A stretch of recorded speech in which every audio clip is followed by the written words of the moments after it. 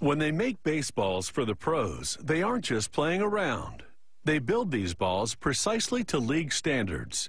And incredibly, those standards date back to 1872. Each ball is uniform in circumference and weight, so the game is an equal contest.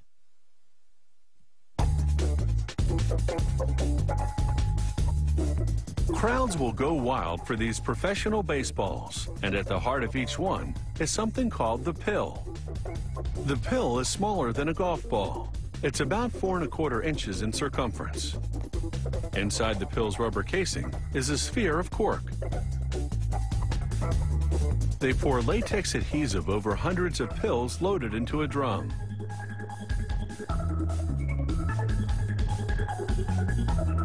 Rollers spin the drum to evenly coat the pills with the adhesive. This adhesive never dries out completely, and the pills remain sticky to the touch. Next, they loop 4-ply wool around the pill. This machine spins the pill to wind the yarn around it. This winding substantially fattens the pill. It's the first time a camera has ever been allowed to record this proprietary machine, so we can't show you all of it. They wind a second layer of wool around the pills. This yarn is 3-ply, and it thickens the ball a little more. For a third winding, they use another 3-ply yarn, but it's a bit lighter. The various layers of yarn are what give the baseball resilience, so it springs back into shape despite being hit repeatedly. For the final winding, they use a much thinner polywool blend because its surface is smoother. This wound pill is called the center. They weigh it and measure its circumference, which should be about 9 inches.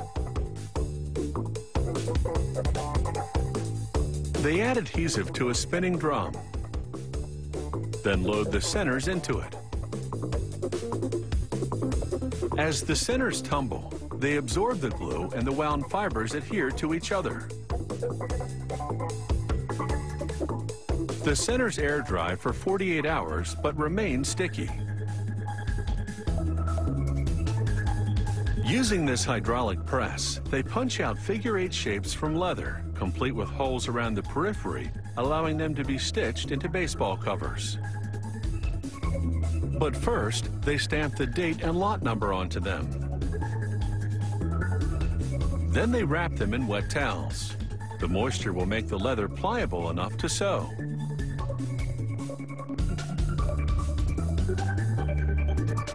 They roll the water-based adhesive onto one side of the cutouts, which sticks to the moist leather.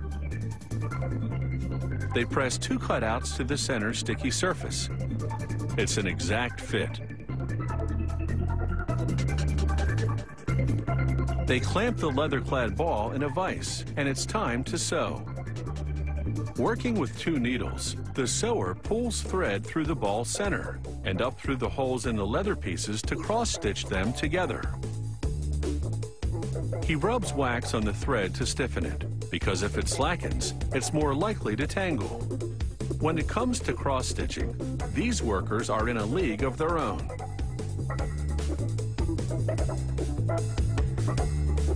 They make quick work of the 108 stitches in each ball.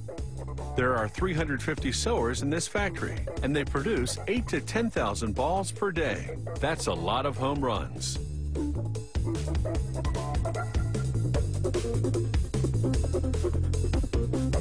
The final stitch goes through the center of the baseball and out the other side. The sewer then pulls stitches into a V configuration to give the ball a consistent look and feel. The balls now roll into a press that smooths down the seams. Smoother balls are harder to grip, and they make pitching a bit tougher for the pros. Finally, a 3-headed stamper gives it the trademark, league logo, and the commissioner's signature.